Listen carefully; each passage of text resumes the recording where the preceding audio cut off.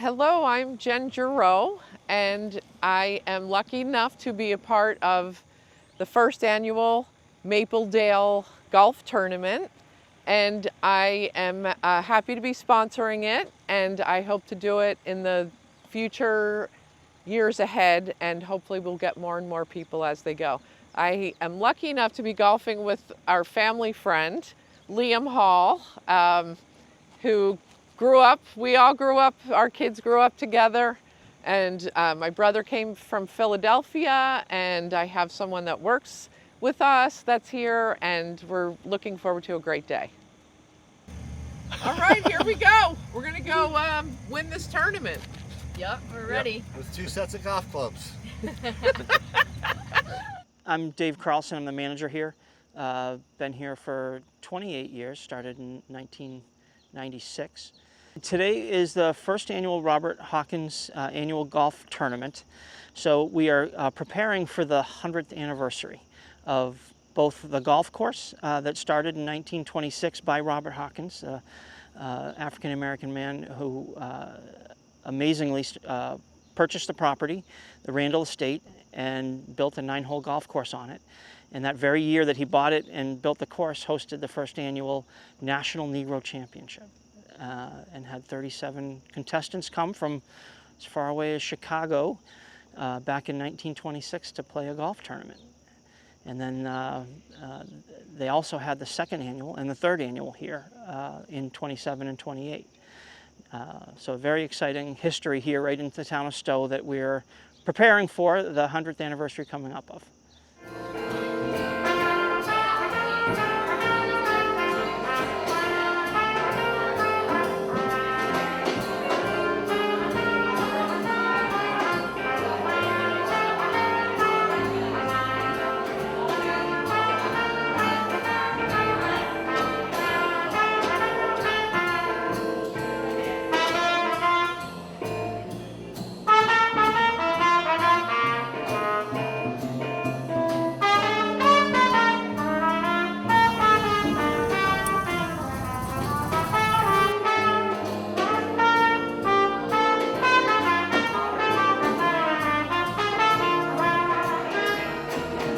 Nice to commemorate this history. I think I've read the small placard inside, and I was impressed to see that it had that history. So this is a good opportunity to honor it and play in this tournament. It's exciting to see a bunch of people out here to celebrate the history of Stow Acres and Mapledale specifically, just as a place where golf started for a lot of people who maybe didn't have an opportunity to play golf back in the 100 years ago when this place started as Mapledale and was owned as a black-owned business and a black-owned golf course that allowed black golfers to come and play and compete and win national championships. And so to be here to see the support for the first one. The first one's always kind of the hardest one to get off the ground, so Kelly's done a great job in getting some folks out here to play golf and celebrate the history of Stow Acres and of Mapledale. With a wonderful group of people, Mapledale Committee that I'm a part of has formed to try to properly recognize and remember the history. So embarrassingly, I was here for 28 years. And I wasn't the manager for 28 years. I started here as a 22-year-old and didn't know about the history. But as the history became a little more well-known 5-10 years ago, it started becoming known that we're going to have to do something to remember the 100th anniversary and make sure that we tell the story. And it was something I was very nervous about as the manager here, because how are we going to make this happen? And then Kelly Lawler and a group of local people got together to form a committee, and I'm so excited to have them figuring out what we're going to do, what kind of parties we're going to have that year. This is the first golf tournament, and hopefully we'll have more golf tournaments. And on that 100th year, the 2026, we hope to have a grand event. Hi, I'm Kelly Lawler, and we're here with Marcos Baugh from the Urban Golf Club Incorporated, and he is working to help black golfers, youth golfers, to get into the game, and also he's supporting them with financial literacy. So we are contributing and donating $500 from today's first annual Robert H. Hawkins Golf Tournament to the Urban Golf Club Incorporated. You can catch them on Nesson and the PGA and the Golf Channel. They've been busy, the Urban Golf. Thank you. Thank you. They're a little foggy right now. Looking at the golf course, it looks very green. We've had a lot of rain. I haven't played here in a few years, and when I have played here, it's been the fall or the winter, because this place is sometimes open in the winter. So I'm looking forward to seeing it in August when it's golf season and not gloves on my hands and trying to just stay warm and play golf. So it looks like it's going to be a good day. Thank you.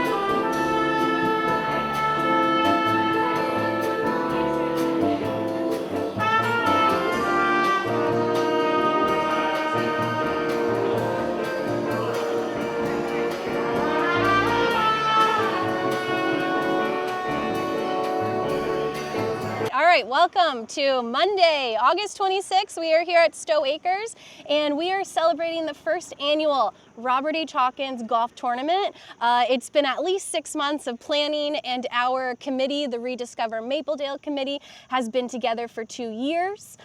We are Stow residents that care about this history, this golf history, this black history, and we wanted to celebrate Robert H. Hawkins as the first African-American entrepreneur to build, own, and operate a golf course in New England. So today we have about 40 golfers, and if you look scenically behind us, we are on hole 18, and it's a beautiful day. The rain is going to hold off. At about 1 o'clock, we will have a luncheon where we will be unveiling signage. Our committee has been working hard to receive grants through Freedom's Way, his heritage area, through the Mass Cultural Council, and through the Rotary of Neshoba Valley. So we are unveiling signs today so that more people who come to Stow Acres will know about this history. Distinguished guests and golfers, wow. I can't believe that we're finally here at the first annual Robert H. Hawkins Memorial Golf Tournament. We have 40 golfers.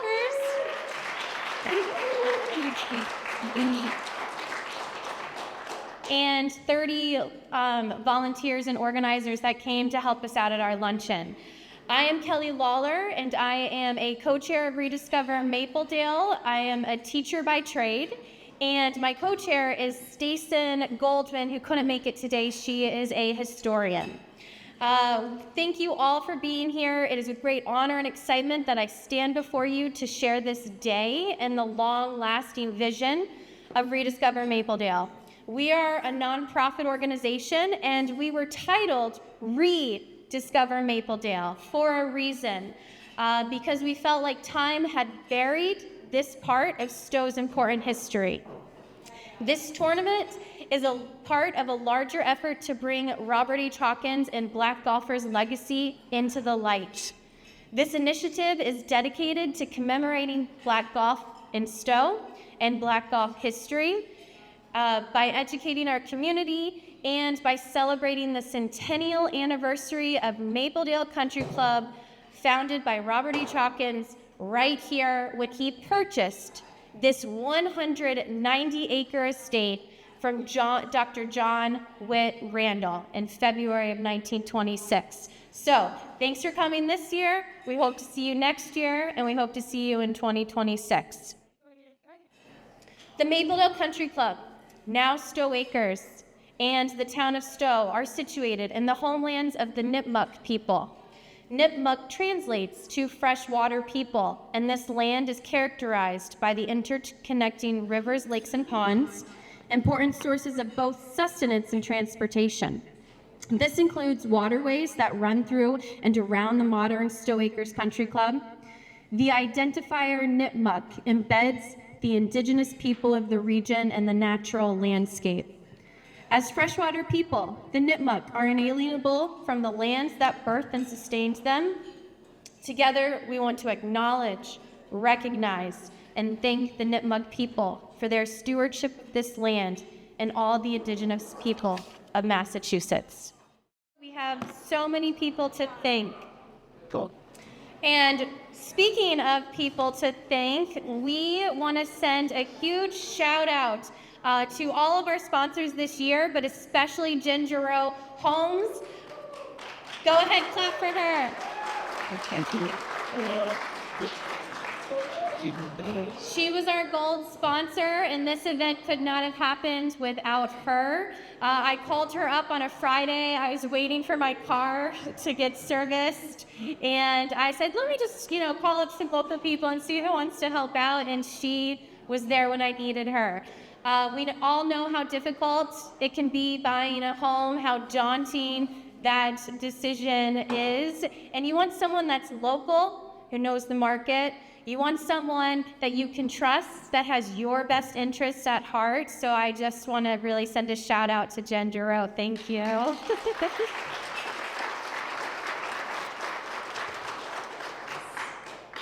All right, and as I mentioned, we are on a mission to support Black history and Black golf. Thus, a portion of the proceeds from this very tournament are going to the Urban Golf Club, which is an amazing organization in Boston. And Marcos was here. He already accepted our donation, but he had to go back for another golf tournament.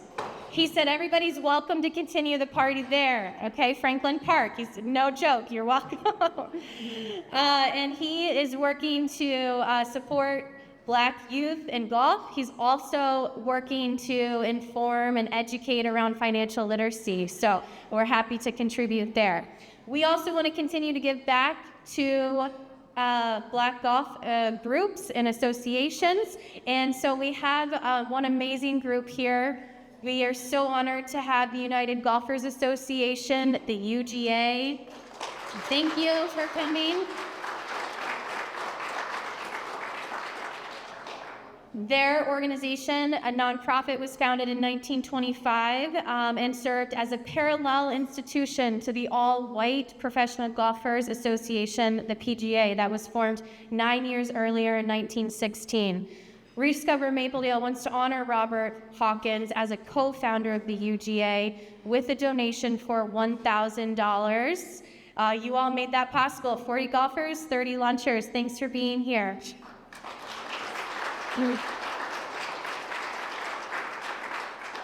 Along with many other activities, the PGA operated as a national golf tour for professionals, amateurs, and intercollegiate golfers. It continues to host events, and it was a huge part after golf was desegregated in 1961 with the end of the white-only clause from the PGA. So, Ty Lavaland, if you could come on up.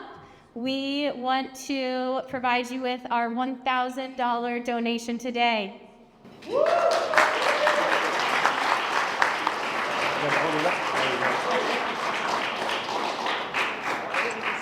Come on.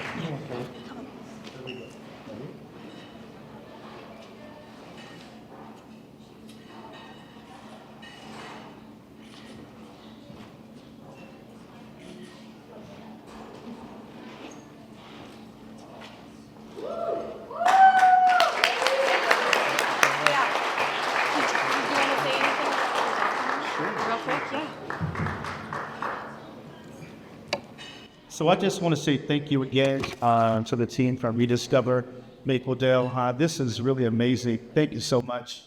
You know, a lot of times history that gets swept up under. There's people who really believe in the goals and aspirations of those who were doing things that had never been done before.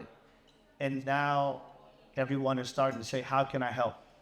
And it's a very small ask. How can I help? How can we help? And this is American history here. Okay? This is not just Black golf history. This building is American history. We've been around, this is 100 years. And so United Golfers Association was founded, as we know, by 8 individuals right in Washington, D.C. that came from all over the U.S. and decided that they wanted to start this organization because it needed a platform and an ecosystem for people of color to come together and share stories, experiences, and this crazy sport that we love that we keep getting beat up by for some reason. I've been playing golf for 45 years and I'm still trash. So I don't know how that works, but I guess it's still some golf, right? But UGA, as it was founded in 1925, we are coming up on our centennial celebration this upcoming February. So I actually brought the organization back. It had been dissolved from 1976, and I brought the organization back in 2000, in early 2000. So I've been the founder since then, still am. No one else wants my crazy job. But we are this is our 4th year having what we call the UGA Invitation. We bring 80 of top Black and Latino golfers from across the United States and the Caribbean to come and compete against each other in 4 different age divisions. We bring top HBCU and other minority players from HBCU universities as well as PWIs.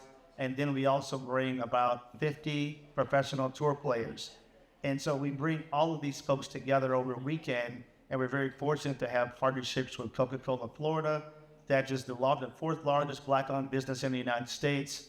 And we also have Golf Channel as our media partner. So they film our event every year and put it on Golf Pass. So if you have a membership at Golf Pass, or if you don't, you can go to golfpass.com or go to Google and type in Jim Thorpe Invitational or UGA, and you'll end up finding it, and you'll find 20-minute segments on what it is so you can see how to be involved if you want. But I just want to say thank you again.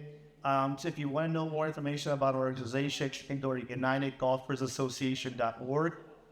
You can follow us on Instagram and Facebook and on LinkedIn as well. All of our information is out there. We do our best to communicate with everyone who's supporting.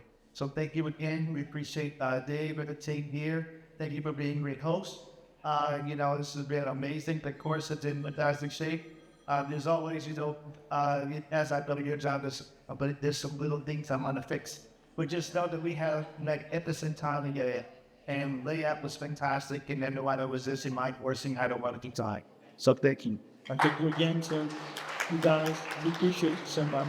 Thank you. Thank you.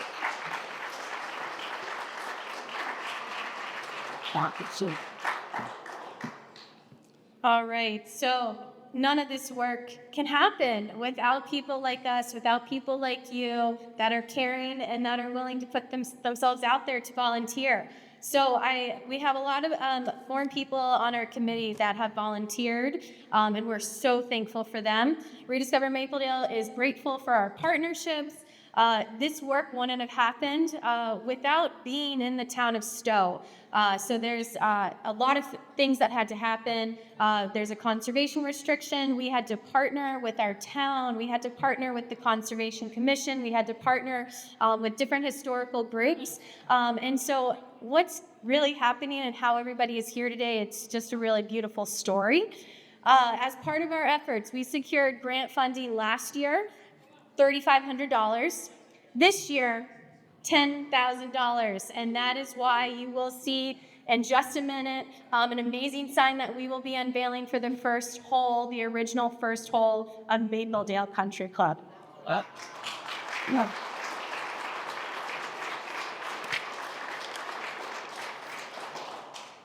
All right, you've heard enough from me. I am just going to have a few short speakers come on up just to talk about all the efforts and that we've all worked together on. So Susan Wilkinson from the Rotary of Neshoba Valley. I remember a meeting with her. She's here. We have meetings at the last Wednesday of every month. Anyone is welcome to volunteer and help us out. You know we need them. But Susan Wilkinson is going to come up. I remember when she helped us come up with the name, Rediscover Mapledale, like it was yesterday. So Susan, thank you. Thank you. Oh, it's fine. I think Kelly has been quite generous with that introduction, but this project first came to my attention when I was the president for the Rotary Club of Neshoba Valley. And right away, I knew that I wanted to get involved. And Catherine, who is in the club as well, was very, very instrumental encouraging me to get involved. But suddenly, you guys have done so much. The amount of time it takes to get this going is amazing. If you put it in dollars, it will be a lot of money. It will be a lot of money. So first and foremost, I'm so grateful for you and the whole organization and all the volunteers for the amount of time you put in. I guess for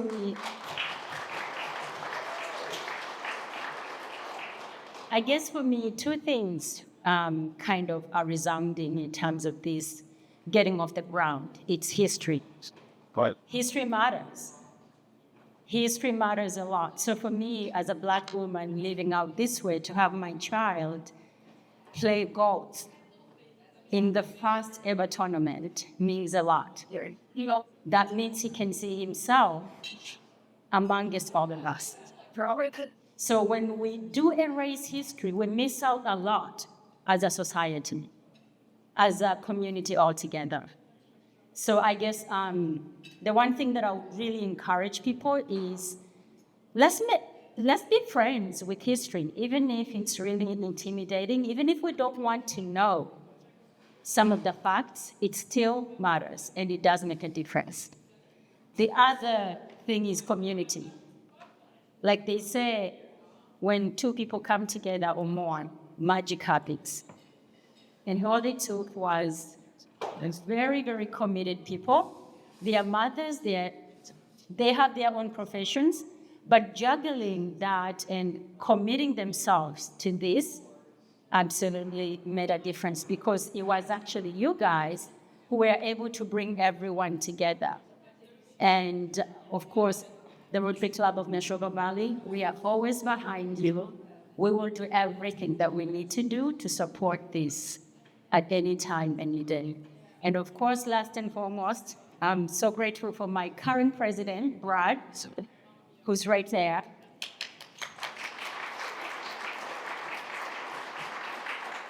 And if you are in the area, Rotary Club of Neshoba Valley, we're small, but we're a mighty group.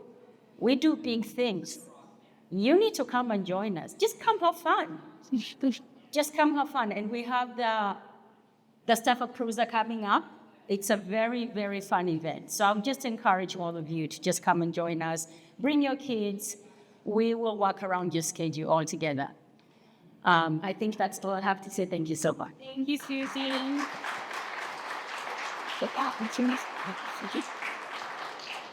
All right, and I mentioned the town before.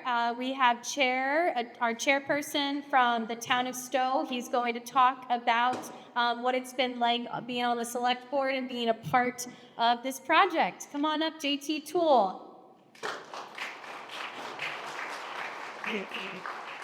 Thank you. So hopefully everybody out on the links was hitting them well. I don't claim to play golf. I say I attempt golf. In a foursome, I'm the entertainment and the divot king. Trust me. I was asked to speak today about a partnership. A partnership that started with the Conservation Commission, who put a restriction, who then discovered the hidden history of Mapledale. and then developed from that with the Historical Commission and the Historical Society. There's been a great deal of support for this, and the reason why is because typically a partnership is between just the inner group of those folks. This partnership is far-reaching beyond that. It is a legacy for generations to come, and you all are part of that. I am truly humbled by what I have seen done here, and I really want to give my sincere thanks, gratitude, and appreciation to Kelly for the work that she and her committee has done. Thank you.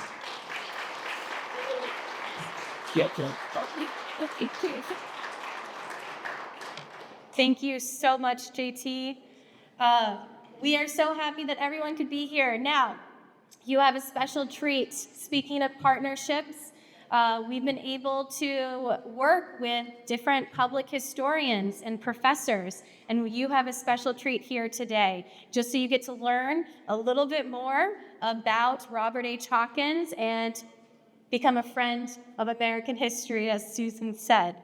I'm going to introduce Robert Bellinger, and he has been with us from the beginning. When I talk about these grassroots community meetings at churches or right here in the basement at the Pro Shop, Bob Bellinger has been there. Dr. Robert Bellinger, PhD, is a public historian with a background in Black studies and almost half a century of experience as an educator. He has served as a consultant and historian for documentary films, most notably the well-received documentary in 2017 called Birth of a Movement. Look it up.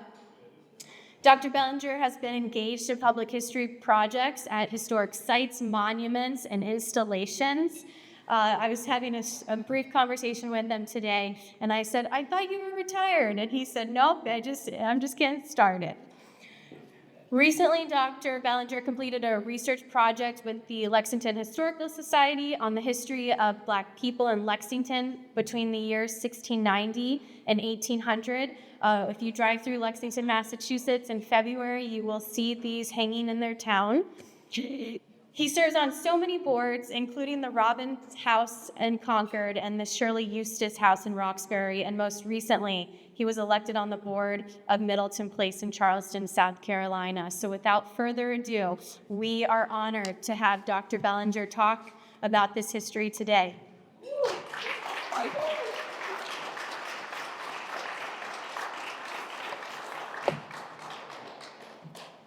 Thank you, Kelly, for such a wonderful introduction, and greetings to everyone here, our distinguished golfers and other guests.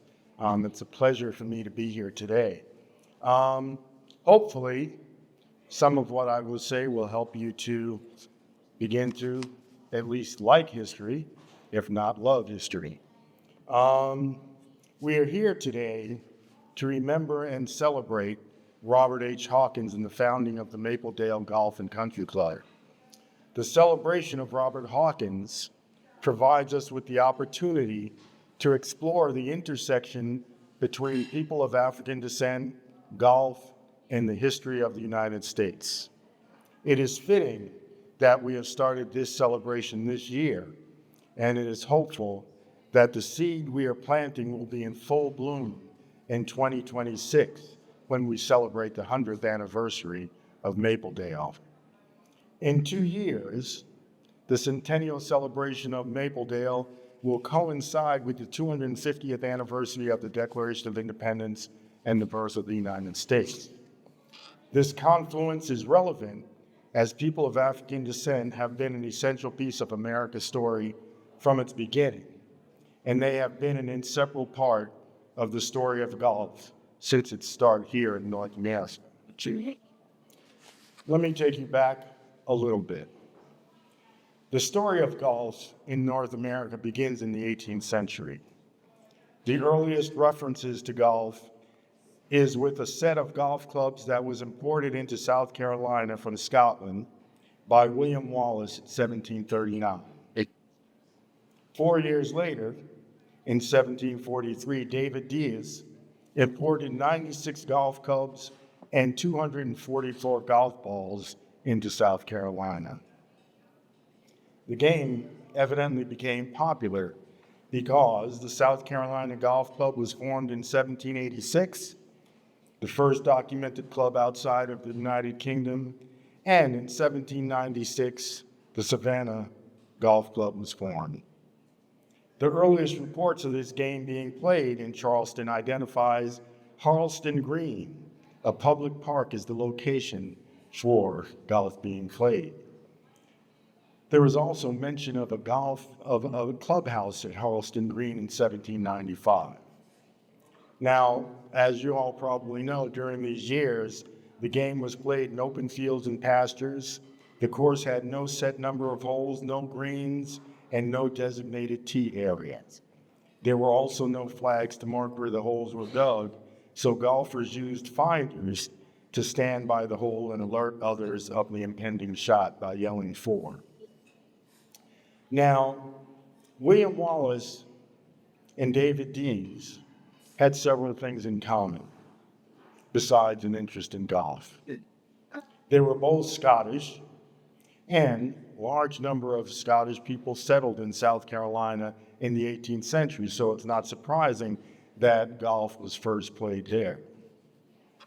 Another commonality between William Wallace and David Dees is they had both established themselves as merchants and as slave traders. The relationship between Scotsmen, golf, and the slave trade is more than coincidental. The Scottish people and the golf equipment they imported arrived in a society where enslaved Africans and their labor were deeply rooted. By this time, South Carolina had a black majority.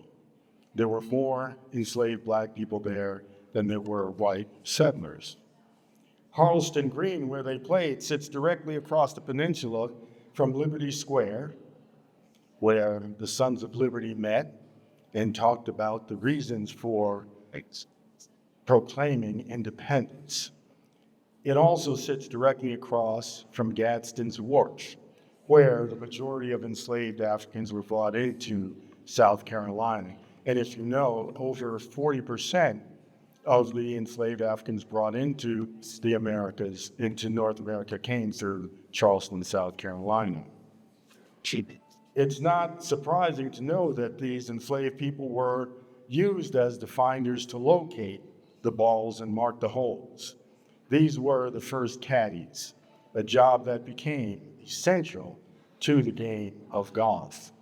But there's another link that makes this clear. Beginning in the 18th century, Scotland was actively involved in the slave trade, as I mentioned.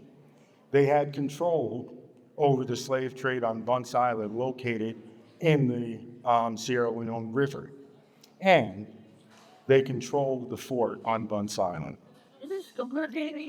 Henry Lawrence, one of the largest slave traders and enslavers in South Carolina, was the exclusive agent for that company on Bunce Island. And it was important because those Africans knew how to grow rice, which was the principal crop of South Carolina. On Bunce Island, the Scots who were there created an oasis for themselves. And in the 1770s, for their entertainment and to impress other Europeans who came to the island, they built a golf course. It was a 2-hole course, but they recreated the ceremonies of home. And descriptions are when they took to the course, they would wear dress whites, and the Africans who caddied for them dressed in tartan loincloth. With the end of the American Revolution and the departure of the British, many Scots who were also citizens of the UK also left North America. Golf seemed to die out. There was no mention either of the South Carolina Golf Club or the Savannah Golf Club after 1791. Through most of the 18th century, we hear little about golf, but the modern game officially took root again in 1888. It was then that a group of friends organized the St. Andrews Golf Club with the purpose of establishing the game in the United States. As in the previous century, people were playing golf in fields, in meadows, without established greens or holes, but during these years, country clubs with well-designed golf courses were also established. The earliest country club was the Country Club in Brookline, Massachusetts, established in 1882. Shortly after its founding, they had a 6-hole golf course. And there were other private country clubs that were established during the 1890s. In 1894, the Country Club in Brookline and 4 others came together to establish the United States Golf Association.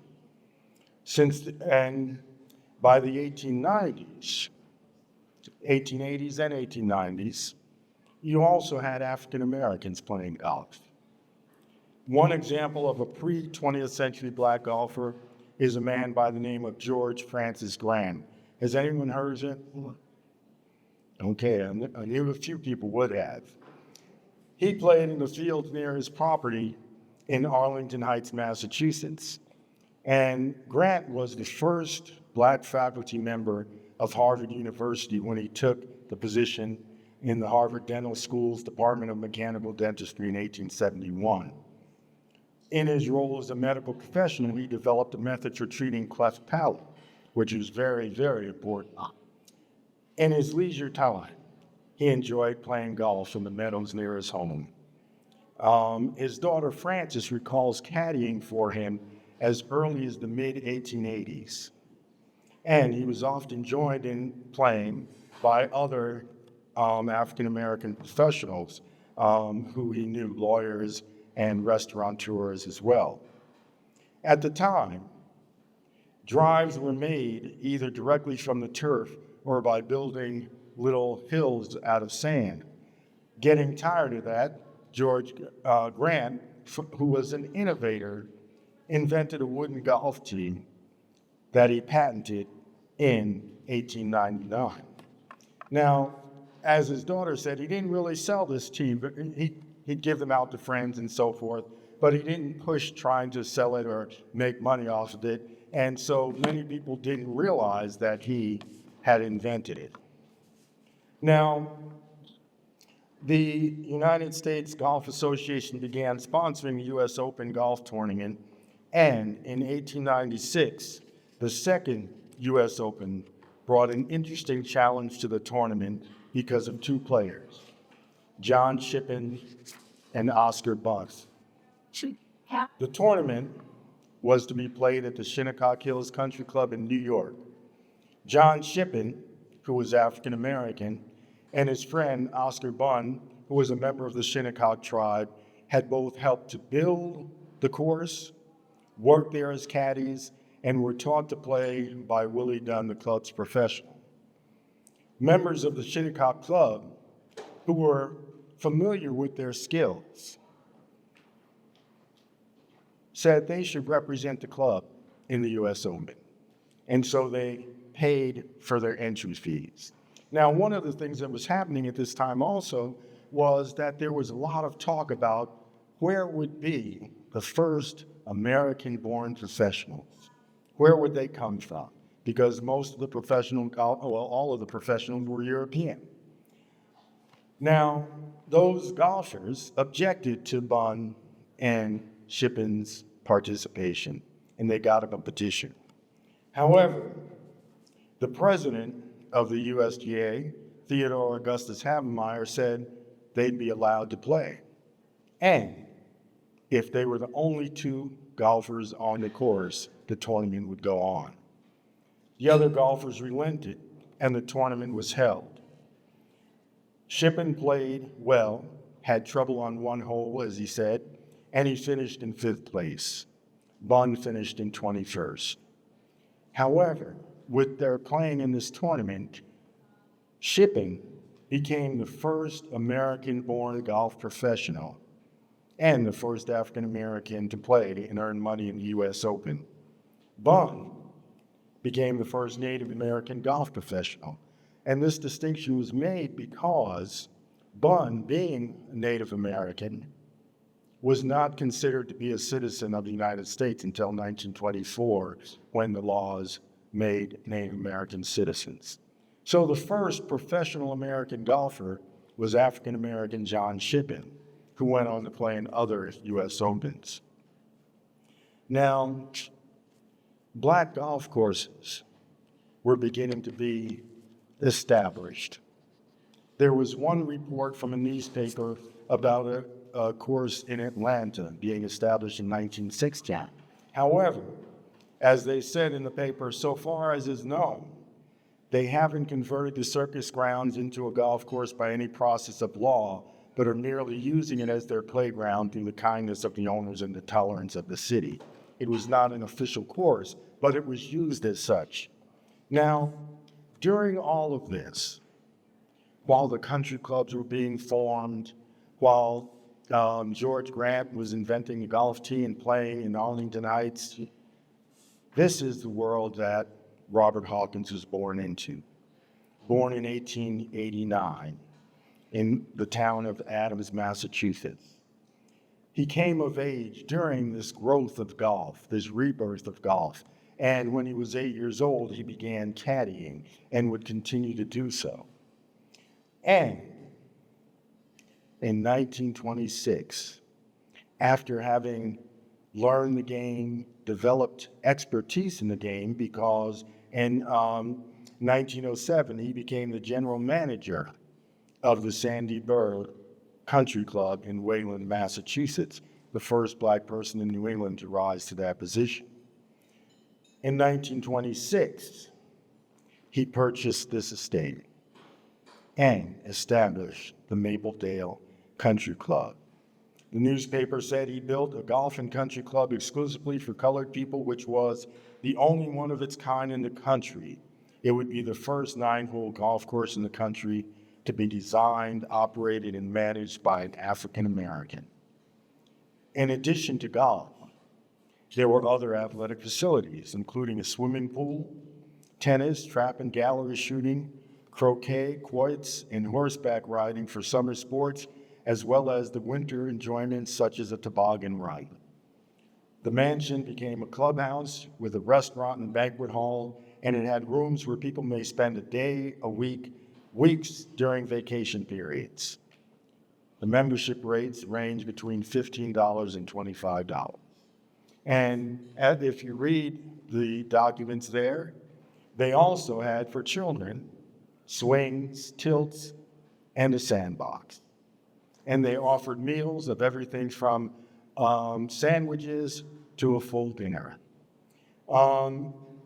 During these same years, which is very important, Hawkins was actively organizing black golfers.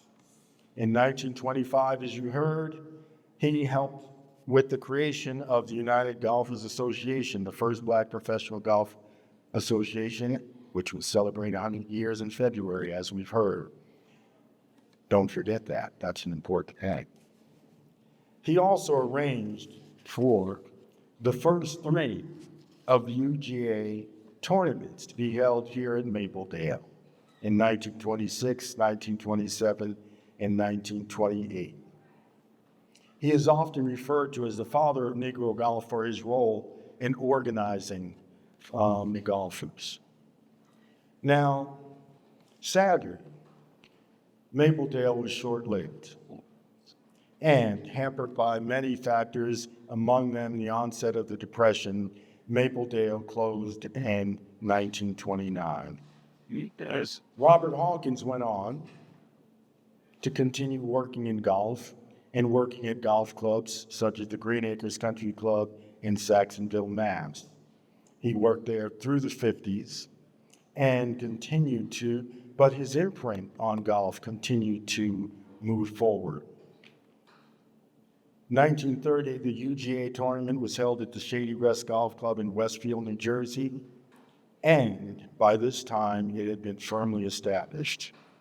During the 30s, the UGA was played at golf clubs in Midwest states such as Wisconsin, Illinois, Indiana, Ohio, and Michigan.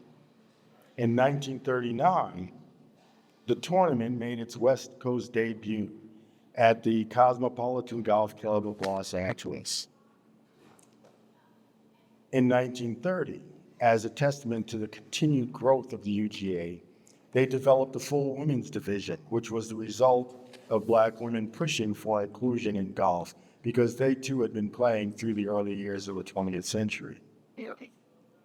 Now, golf was spreading among the black community in ways that are very numerous.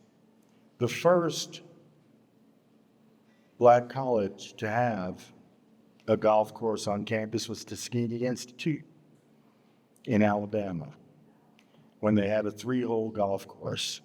However, in 1926, after Mapledale had been established, I believe, I haven't been able to pin down the date, the students at Tuskegee built a 9-hole golf course on the campus. Another 9-hole golf course was built at Wilberforce University in Xenia, Ohio, and other black colleges followed suit and began having intercollegiate contests. So golf was really taking off among the black community. It even, by 1930, was being taught or became a club at Dunbar High School in Washington, D.C., premier black high school in the nation. Now, I'll wrap up with one other story from a newspaper, 1929, Asheville, North Carolina. One late January evening, Charlie Green, Love Suber, and Calvin Thomas, 3 young black men, were arrested in Asheville, North Carolina on a charge of injury property. The 3 young men, who worked as caddies, as the newspaper said, were armed with golf sticks and golf balls and were having a great time playing an amateur game in the Buxton Hill Business Development, shattering windows and causing glass to fly. The police confiscated their golf equipment and they were sentenced to a 30-day working on the roads, but the court suspended the sentence with a warning. Now, playing, street golf is not something you often hear about. And so when I read this, I was like, oh, okay. They were caddies, they wanted to play, they didn't have access to a course perhaps, but they had a great time playing. Now, in concluding, I would say, from its arrival on the shores of the British North American colonies in 1739, the game of golf has been connected to people of African descent. Although this intimate historical relationship is unseen, unthought of, and unrecognized, the contributions of people of African descent are an essential piece of the story of golf in the United States. I could expand on all of that, talking about the work on building courses, maintaining courses, serving as caddies, and playing the game, but time doesn't allow. In advocating for access to golf courses and tournaments, they contributed to the movement to create an equitable society. By 1930s, after 2 centuries of involvement with golf, black men and women had moved from the periphery to the center. By considering Robert Hawkins' significance in the founding of Mapledale, we have to recognize that for him, golf was not only a game, but a vehicle for changing society. A description of the game of golf says that golf is a game of awareness, acceptance, embracing failure, patience, personal responsibility, and accountability. Robert Hawkins knew this. Robert Hawkins and Mapledale deserve a place in the history of golf, but also as a significant chapter in the history of the United States. Thank you.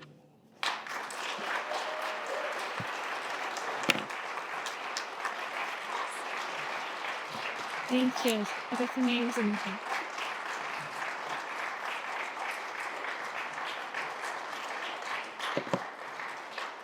Thank you. All right. I've learned so much from Dr. Bellinger, and we will continue to work with him and to learn more about this amazing and vast history that you don't always hear about. So this is our big finale. Thanks, everyone, for being here, for hanging in. And Catherine Hamill is going to come up. She's also on the Rotary. She is a sponsor today. And we also could not have done this without her. And you will see what I mean by this in just a minute. You want to, whatever's more comfortable? I can go to this. Yeah, okay, yeah. Okay. All right. Okay. Want a good public school.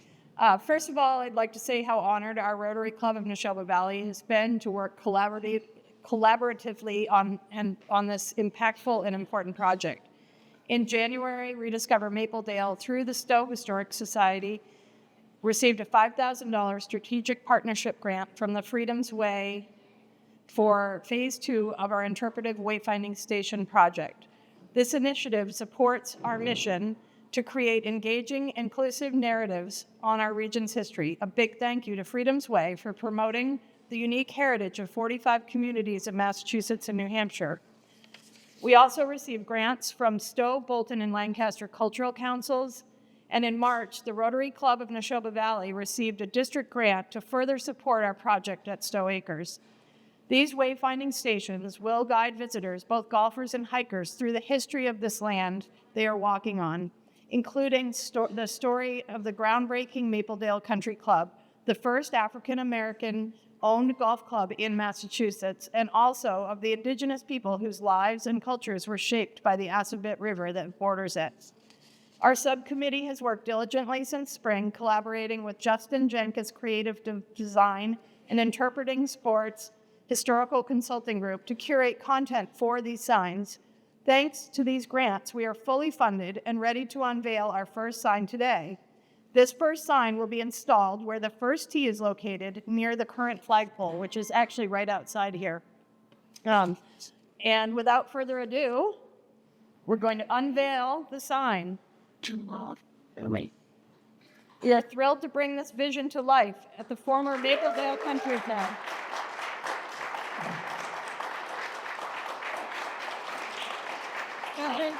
You're welcome.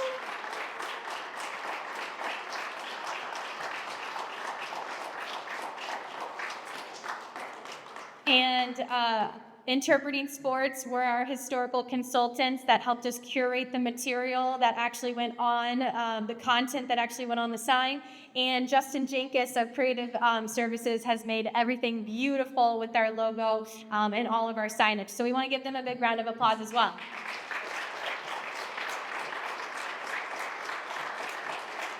All right, we just have some silent auction information we'll tell you who won the silent auction pieces and items, and then Dave Carlson would also like to share the winners of today's tournaments. All right.